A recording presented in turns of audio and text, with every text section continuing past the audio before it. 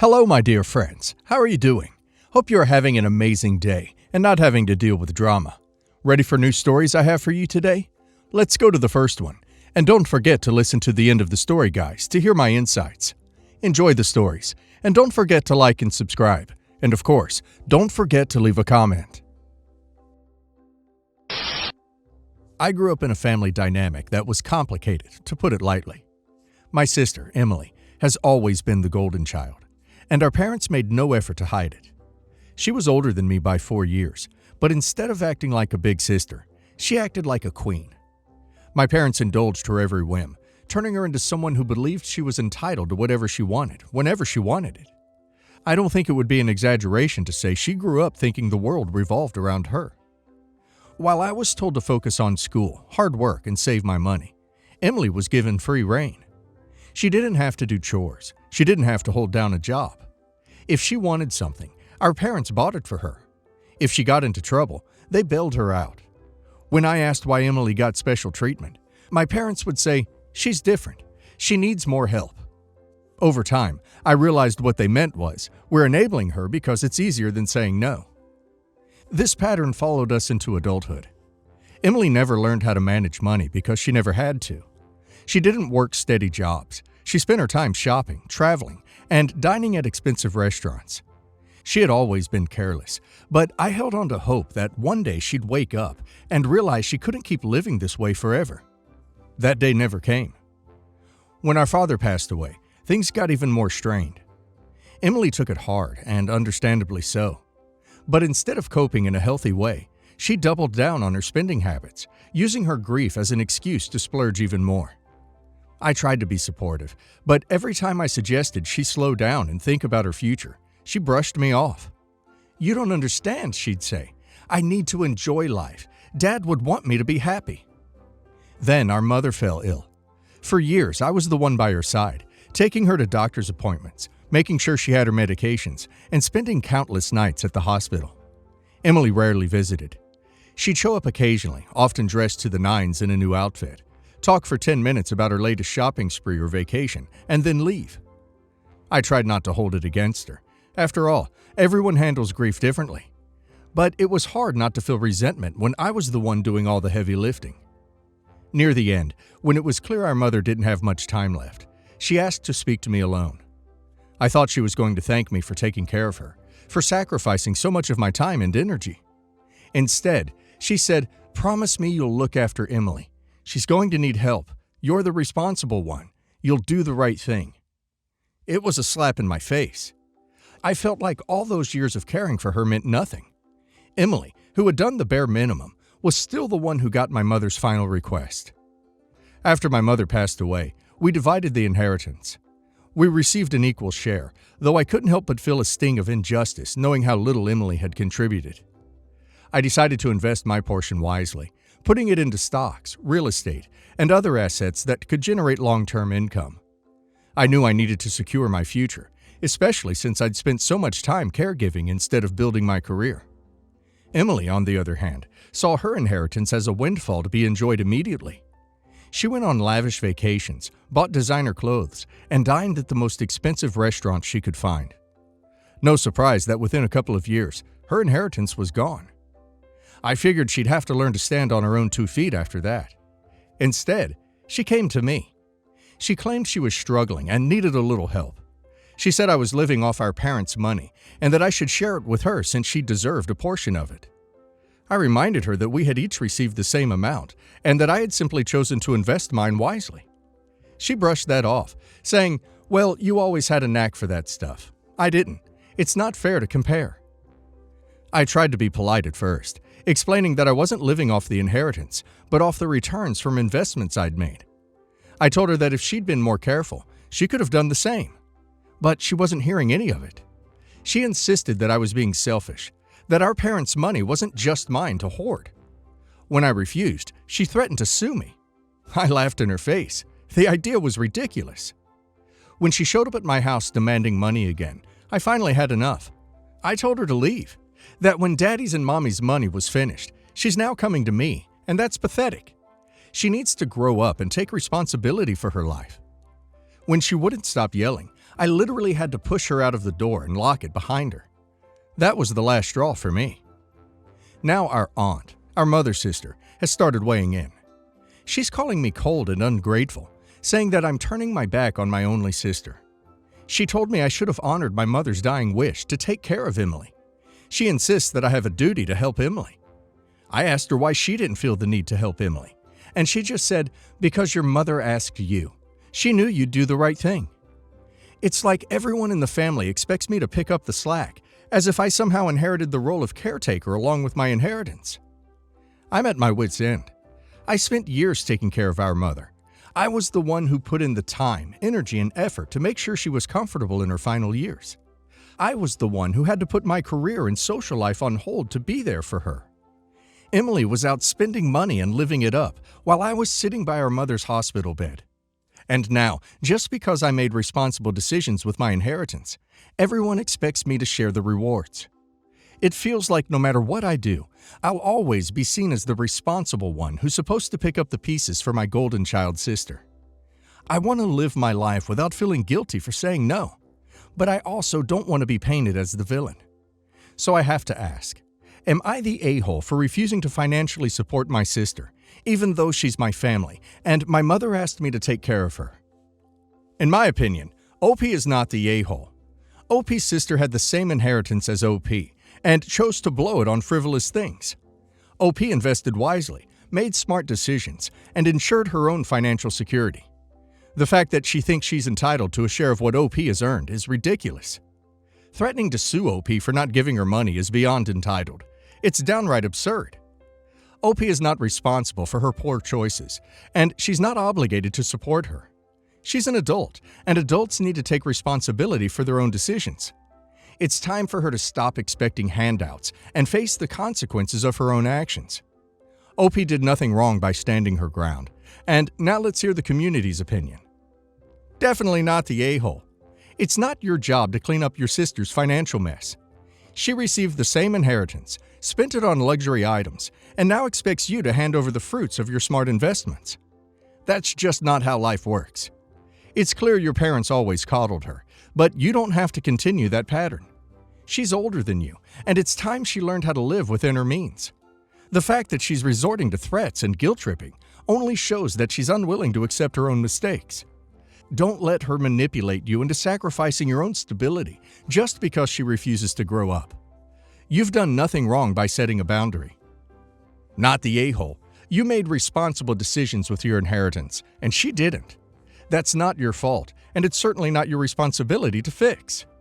Your mother's dying request wasn't fair to you. She asked you to take care of someone who's older than you and should be capable of taking care of herself. You've already done more than enough. Her threats to sue you are laughable, and if anything, they show how out of touch she is. You're not obligated to give up the life you've built because she squandered hers. Stand your ground. You're not the bad guy here, and you're certainly not her personal ATM. She needs to take responsibility for her own choices, not make them your burden. Absolutely not the a-hole. Your sister's trying to take advantage of you because she thinks she's entitled to what you've earned through your own hard work and smart decisions. The inheritance was split equally. She squandered hers, while you built a future. The fact that she's now demanding money and threatening legal action is beyond entitled. It's manipulative. Family ties don't give someone a free pass to exploit you. You have every right to protect your own financial stability and well-being. She needs to learn that her poor decisions have consequences, and that doesn't mean you're in the wrong. Your mother may have wanted you to take care of her, but that doesn't mean sacrificing your own future. You're absolutely in the right to say no. My husband, 26 male, died in December and left me with a life insurance policy. I was only expecting a couple $1,000s, but the payout turned out to be substantial.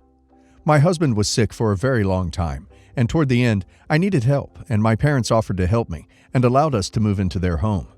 Now that my husband has died and I have money, my parents are expecting me to use all the funds I receive to pay off their mortgage. I know that if I do pay off their mortgage, I'm never going to see that money again. My mother fully expects me to do this for them. When the check arrived, first thing out of her mouth was, "You can pay off the house." The second things was, $300,000 is the price of your freedom. In truth, I don't want to have a bad feeling about it, and while I am extremely thankful for their help, this feels disproportionate. My husband and I moved in less than a year ago, and the whole time I've been living here, I've paid rent and I've helped with utilities and groceries. In short, I haven't been a freeloader or a burden. The car I drive to and from work is under my dad's name, and the very first thing I did was pay it off. I really don't know how to approach this, or how to tell them that I'm not comfortable doing this.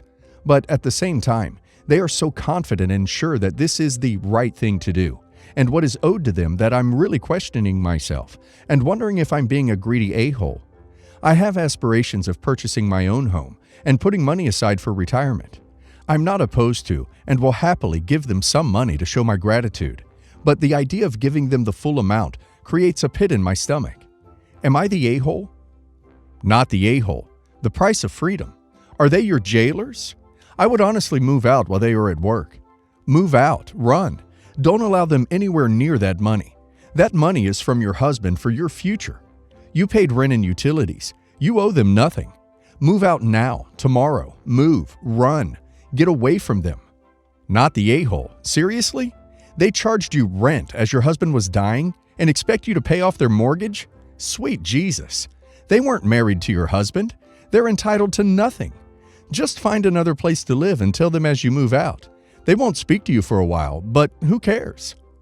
You can tell them you're unwilling to make a major expense until your husband's been gone for a year. They're really taking advantage of you. How the holy hell do they figure you owe them $300,000? And why would you ever need to buy your freedom? This is so insane, and I'm completely disgusted that they're attempting to exploit you. You paid off the car and rent. Move out now. Your husband made sure you have security. If he wanted your parents to have some of it, he would have left them some of it. In addition to that, the comment about $300,000 being the cost of freedom is absolutely abhorrent. As a widow, I find that absolutely disgusting, and if somebody had ever said that to me, I think I would have completely lost my crap. Not the a-hole. I, female 59, have one child, my son, who is married to Ginger, female 34. They have one child together, my beloved granddaughter, Emma, female 14. I'm not extremely wealthy, but I'm also not struggling for money. With careful budgeting, I have enough money to live off, save for bigger things, and pay for some things for Emma. But I'm far from being able to afford anything I want. Emma is a smart girl. She's not very into sports, except for swimming, and she's really into languages. Because of that, I'm paying for her gym membership, so she can go swimming whenever she wants to, and her language classes.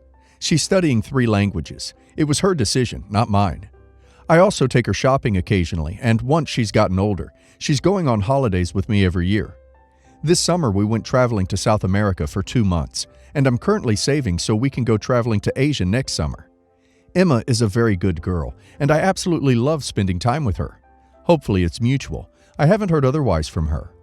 Emma's mother and I don't get along, but we are never openly hostile. Emma has a lot of issues with her mother, but I made a point of never badmouthing her mother to her. I will listen to Emma and offer support, but try not to undermine Ginger's authority. The other day, Ginger visited me without prior notice. She told me all about ice skating lessons.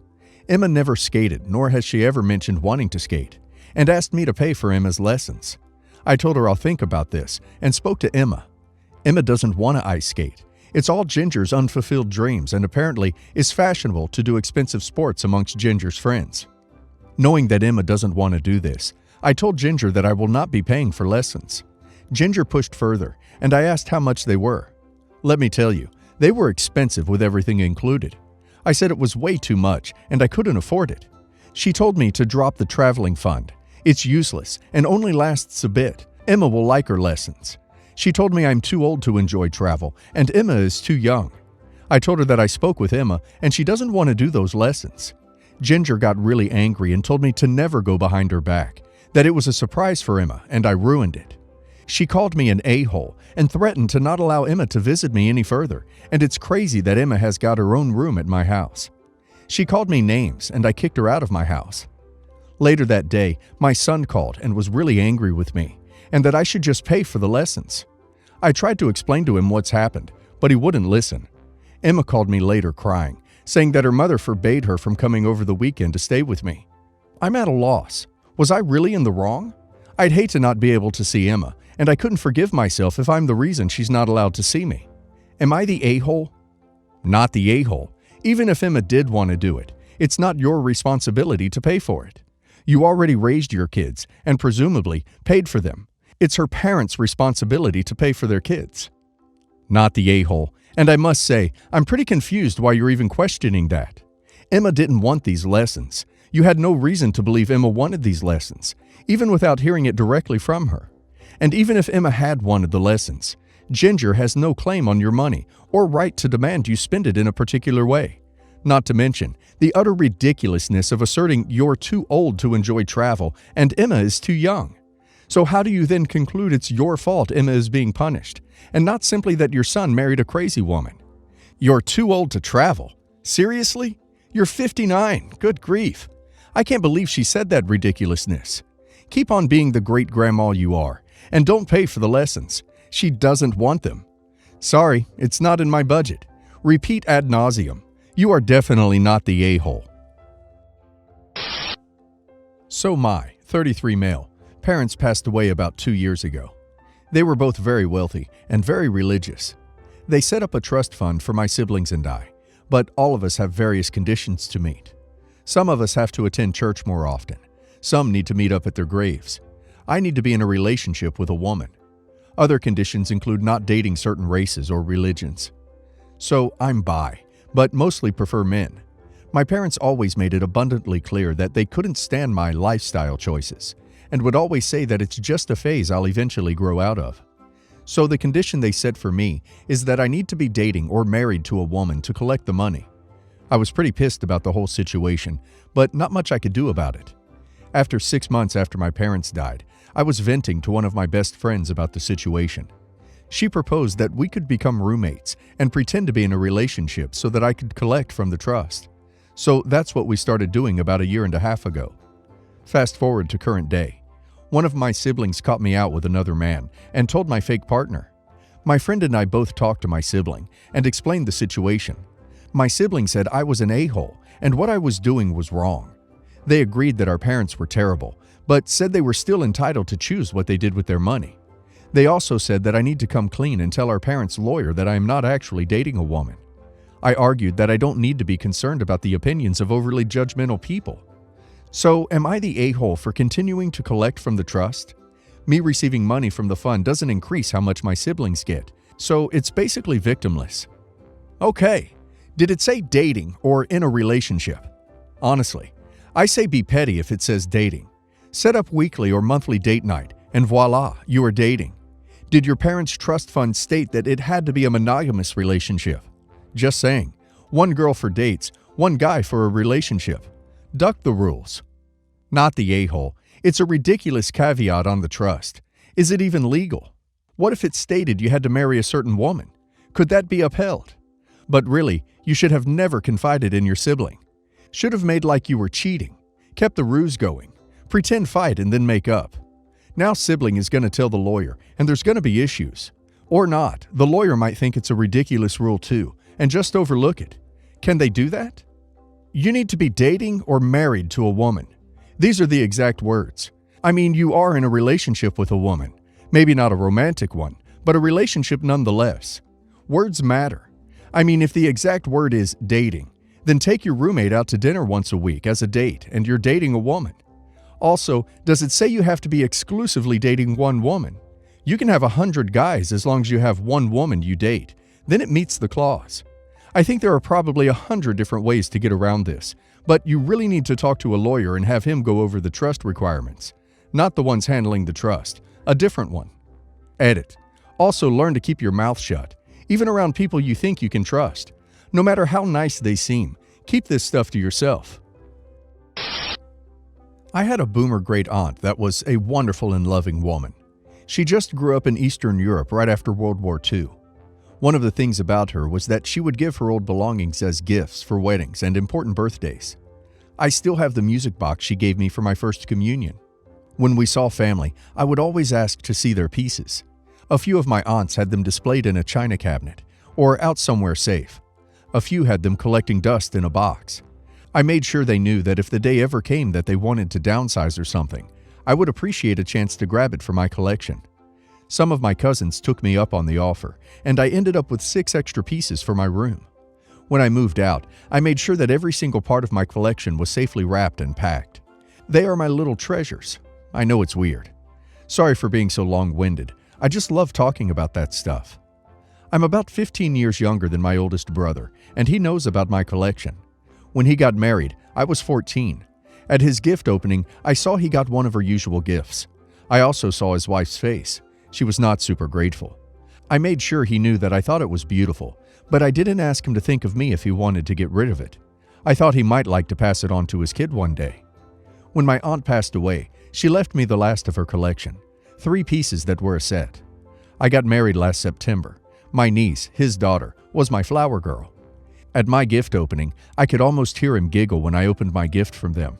It was the piece from our great aunt. He thought it was super funny. Then he gave us our real gift from our registry. I thanked him profusely for both. He came over the other day and saw my collection in a china cabinet I inherited. He asked me why I was so fascinated with this stuff. I told him that I thought it was amazing and that lots of people collected it. He called BS and started looking it up. The figurine he gave me is worth about $6,700. He said that I was a jerk for not telling him what it was worth. He wants it back.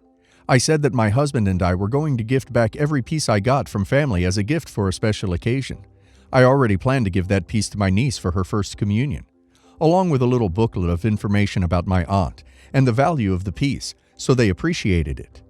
I know exactly who I got each piece from, and they are all going back to that family. He says that I'm being mean accepting a gift from him that is worth so much. I asked him if he ever bothered looking up the value of what he was giving me. He said he thought it was like Precious Moments or Hummel. Whatever. I have family treasures to keep safe for the next generation. I know I would have gotten something awesome from my great aunt if she hadn't passed away before my wedding. Not the a-hole. He only wanted it when he found out it has monetary value. You want it for sentimental value and to pass it on to his daughter. Very sweet of you, really. Not the a-hole. You are doing something so thoughtful for your family, maintaining some of your history to pass down to the next generation. Your brother is a bit of an a-hole, asking for a gift back. But seriously, your great aunt would love that you cherish her gifts like this. Why is it so damn dusty in here? Not the a-hole, but be safe giving it to your niece on her first communion, since your brother can still take it from her and cash it in and use the money for his own desires, assuming that's what he wants to do based on his reaction. I, 24 female, am married to Ben, 28 male, and we have a daughter, Maya, 3 female. When Maya was born, Ben and I agreed that we would each put a portion of our incomes each month into a joint savings account, so Maya could one day go to college. This Friday and Saturday night, I went to Atlantic City with my best friend Sarah, 25 female, and a few other girls for her bachelorette party. Things got a little out of hand, and I ended up spending quite a bit more money than I intended, and my personal savings took a pretty big hit. When I got home, I told my husband this and informed him that I would not be able to contribute to Maya's college fund for a few months until I was able to earn back some of my personal savings. Ben flipped out, shouted things about how I don't care about our daughter, and he is currently locked in our guest room. Now, here's the thing. I work part-time and my schedule is inconsistent. Ben works in consulting and makes almost 10 times as much money as I make. I feel that this shouldn't be a problem because Ben makes so much money that he can easily make up for the meager sum I would have contributed anyway. And my best friend is only getting married once, so I didn't want to be the wet blanket at the party who could not participate in the festivities. I believe, as a working mother, that I deserve some opportunities to cut loose. And besides, Ben and I never agreed on a set amount of money that we would contribute each month. We just agreed that we would contribute what we can, and it'll only be for a few months. I'm worried that I seriously damaged my relationship, but I'm honestly not convinced I did anything wrong by spending my own money on something enjoyable for once. Am I the a-hole? Sorry, but you're the a-hole. Not because you cut loose, but because you did so in a way that was financially irresponsible and not discussed with your partner, with whom you share finances. I'd be really frustrated and upset with my husband if he cleared out his savings to party. I think you both should get on the same page when it comes to finances and communicate better. Your current setup is going to lead you to resentment, particularly if you feel left out because he earns so much more than you. You're the a-hole. You agreed to put in money every month. Doesn't matter how much. Yes, you spent your own savings, but rebuilding your savings doesn't negate the deal you made about her savings. Instead of waiting a few months for her savings, just wait a few months for your savings, or put smaller amounts into your own savings. You're the a-hole. Sure, your arguments about the income difference might be valid, but if you believe that, then you shouldn't have made the agreement like that in the first place. You're the a-hole for being irresponsible with your money and in turn not being able to uphold your agreement.